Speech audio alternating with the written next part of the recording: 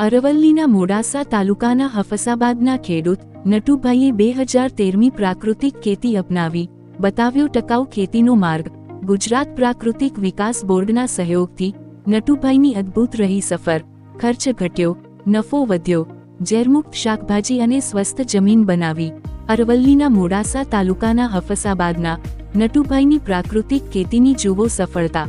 અરવલ્લી જિલ્લાના મોડાસા તાલુકાના હફસાબાદ ગામમાં રહેતા પ્રગતિશીલ ખેડૂત શ્રી ચમાર નટુભાઈએ 2013મી પ્રાકૃતિક ખેતીનો માર્ગ અપનાવીને ખેતીના ક્ષેત્રે એક અદ્ભુત અને પ્રેરણાદાયી સફળતાની વાર્તા રચી છે।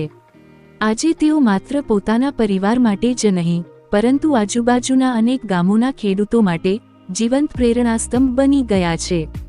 પહેલા રાસાયણિક ખાતરો અને જંતુનાશકોના ભારે ઉપયોગથી થતા ખર્ચ અને જમીનની બગડતી ફળદ્રુપતાથી થયેલા પરેશાન નટુભાઈએ ગુજરાત પ્રાકૃતિક વિકાસ બોર્ડના માર્ગદર્શન અને સહયોગથી સંપૂર્ણપણે દેશી ગાય આધારિત પ્રાકૃતિક ખેતી તરફ વળ્યા છે। તેમણે રાસાયણિક દવાઓને બાજુએ મૂકી દીધી છે અને જીવામૃત, બીજામૃત, ઘનજીવામૃત, નિમાસ્ત્ર, અગ્ન્યાસ્ત્ર, બ્રહ્માસ્ત્ર જેવા પ્રાકૃતિક તૈયારીઓ અપનાવી છે અને દેશી ગાયના છાણ, મૂત્રનો ઉપયોગ કરીને તેમણે જમીનને પુનઃજીવિત કરી અને તેની કુદરતી શક્તિને પાછી મેળવી રહ્યા છે। આજે તેમના ખેતરમાં અનાજના પાક જેવા કે ઘઉં, મકાઈ, જુવાર, બાજરી તથા વિવિધ શાકભાજી ટામેટા, ભીંડા, રીંગણ, તુરિયા, કારેલા, શક્કરિયા, ફ્લાવર વગેરે ઉગાડવામાં આવે છે। આ બધું ઝેરમુક્ત, તાજું, સ્વાદિષ્ટ અને પૌષ્ટિક હોવાને કારણે બજારમાં તેને સારી કિંમત મળે છે અને ગ્રાહકોમાં વિશ્વાસ પણ વધ્યો છે। ખર્ચમાં નોંધપાત્ર ઘટાડો થવાથી તેમની નફો પણ અનેક ગણો વધ્યો છે। નટુભાઈની સફળતાની વાત ફેલાતા જ આજુબાજુના ખેડૂતો તેમના ખેતરની મુલાકાત લેવા આવે છે। તેઓ પોતાના અનુભવો, પ્રાકૃતિક ખાતર બનાવવાની રીતો, જંતુ રોગ નિયંત્રણના કુદરતી ઉપાયો અને ઓછા ખર્ચે વધુ ઉત્પાદન મેળવવાની ટિપ્સ વહેંચે છે। આજે અનેક યુવા ખેડૂતો તેમની પાસેથી પ્રેરણા લઈને પ્રાકૃતિક ખેતી તરફ આગળ વધી રહ્યા છે, જેનાથી આ વિસ્તારમાં પ્રાકૃતિક કૃષિનો ઝડપથી વ્યાપ વધી રહ્યો છે। ગુજરાત સરકાર અને ગુજરાત પ્રાકૃતિક વિકાસ બોર્ડ દ્વારા પ્રાકૃતિક ખેતીને પ્રોત્સાહન આપવા માટે વિવિધ યોજનાઓ ચલાવવામાં આવી રહી છે, જેમ કે દેશી ગાયના નિભાવ ખર્ચમાં સહાય, તાલીમ કાર્યક્રમો, નિદર્શન ખેતરો અને બજાર સુવિધા। આ યોજનાઓનો લાભ લઈને રાજ્યભરમાં હજારો ખેડૂતો પ્રાકૃતિક ખેતી અપનાવી રહ્યા છે અને આર્થિક સ્વાવલંબન તરફ આગળ વધી રહ્યા છે। પ્રાકૃતિક ખેતીનું મહત્વ આજના સમયમાં અત્યંત વધારે છે। રાસાયણિક ખેતીથી જમીનની ફળદ્રુપતા ઘટી રહી છે, પાણી અને હવા પ્રદૂષિત થઈ રહ્યા છે અને માનવ સ્વાસ્થ્ય પર ગંભીર અસર પડી રહી છે।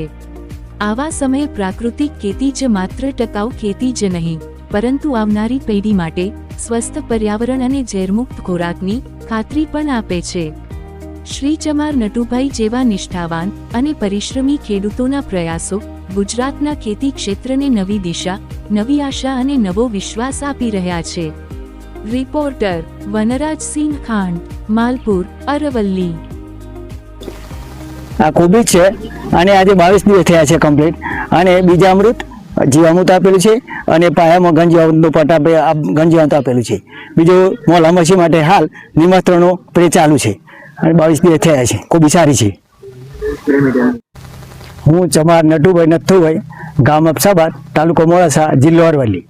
હું છેલ્લા 2013થી હું પ્રાકૃતિક કૃષિ સાથે જોડાયેલો છું। જે આત્મા પ્રોજેક્ટ અને ગુજરાત પ્રાકૃતિક વિકાસ બોર્ડ તરફથી જે મને પ્રેરણા મળી છે એ ખરેખર સારી છે અને જે પ્રાકૃતિક છે, જે પ્રાકૃતિક પેદાશને થાય, જે પબ્લિકને ખાવા માટે આરોગ્યપ્રદ સારામાં સારી હોય છે, જે રાસાયણિક દવાઓ અને ખાતરથી મુક્ત હોય છે, જેમાં હું જાતે જે આત્મા પ્રોજેક્ટ અને ગુજરાત પ્રાકૃતિક વિકાસ બોર્ડ તરફથી જે મને શીખ મળેલી એ પ્રમાણે જીવામૃત, ઘનજીવામૃત, બીજામૃત, દસપણિયા, અગ્ન્યાસ્ત્ર, બ્રહ્માસ્ત્ર તમામ વસ્તુ હું જાતે બનાવું છું। દેશી ગાય આધારિત અને એના ગૌમૂત્રથી અને છાણથી જ બનાવું છું। મને પ્રાકૃતિક કૃષિ વિકાસ બોર્ડ તરફથી 60,000નું યુનિટનો એક લાભ મળેલો છે. બીજો મોડેલ ફાર્મનો 13,000 એક લાભ મળે છે. સરકારશ્રીની આવી યોજનાઓથી જો ખેડૂતને આવી યોજનાઓ પ્રાકૃતિક કૃષિ કરવા માટે પ્રેરિત કરવામાં આવે તો ખરેખર તો ખેડૂતને આવકમાં તો ઘણો ફાયદો છે. ખરેખર હું પહેલાં જે રાસાયણિક ખેતી કરતો એના કરતાં મને હાલ દોઢી આવક થાય છે અને એમાં મારો કોઈ ઝીરો બજેટ એટલે કોઈ ખર્ચો કરવો પડતો નથી અને બજારથી કોઈ વસ્તુ લાવવી પડતી નથી. જ્યારે મારી પ્રાકૃતિક જે પેદાશ છે એ બજાર વેચવામાં આવે છે તો મારી સામેથી ડિમાન્ડ હોય છે. હાલ મારે પ્રાકૃતિક કૃષિ વિકાસ બોર્ડમાંથી જે મને પ્રેરણા મળી એ પ્રમાણે અરવલ્લી નેચરમાં મારો જે પ્રાકૃતિક કૃષિનો જે પેદાશ થાય છે, ખેત પેદાશ જે અનાજ થાય છે અને જે શાકભાજી થાય છે તે અરવલ્લી નેચરમાં જાય છે અને સારો એવો મને ભાવ મળે છે અને એનું વેચાણ કરવા માટે ફરીને કોઈ વેચવું પડતું નથી. એની ડિમાન્ડ પણ છે. ખેતરેથી પણ મારી ફાર્મ ઉપર આને પણ ઘણા ખાવાવાળા વ્યક્તિઓ લઈ જાય છે અને ખરેખર પ્રાકૃતિક કૃષિ કરવામાં ફાયદો છે. અને ખરેખર જો ખેડૂતને આવી રીતે સરકારની આવી યોજનાઓ અને તમામ યોજના ખેડૂતોને પ્રેરિત કરવામાં આવે તો દરેક પબ્લિકનું તેમજ પશુઓનું જે પ્રાણીઓને જે અનાજ અને ઘાસચારો ખાવામાં આવે છે એ પણ ઝેર મુક્ત હોય તો એમનું દૂધ અને પ્રાકૃતિકને જે અનાજ શાકભાજી હોય એ પણ ઝેર મુક્ત હોય તો આરોગ્ય માટે દરેકને પશુઓ તેમજ માણસ માટે પણ બહુ ફાયદાકારક છે. ખરેખર પ્રાકૃતિક કૃષિ કરવી જરૂરી છે.